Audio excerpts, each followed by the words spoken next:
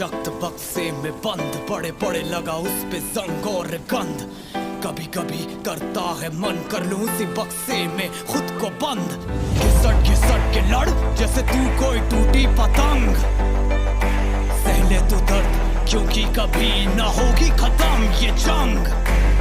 घर वालों से आती शर्म कहने में जो मुझे है बनना। जब तक देता ना सबूत तो कैसे बोलूं, है यही था शुरू से मुझे करना। रास्ते जो पास थे कब आएंगे सामने, जितना पीछा करोगे उतने बढ़ेंगे फासले। सपनों के लिए सांस ले, सपनों के लिए जान दे, कैसे है करना बस यही ना जानते। पकड़ो मेरा हाथ कूदो तुम ऊंचाई से, जाएंगे नीचे नहीं और भी ऊंचाई पे।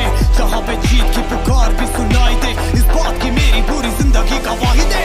पकड़ो मेरा हाथ कूदो तुम ऊंचाई से, जाएंगे नीचे नहीं और भी ऊंचाई पे। जहाँ पे जीत की पुकार भी सुनाई दे, इस बात की मेरी पूरी जिंदगी गवाही दे।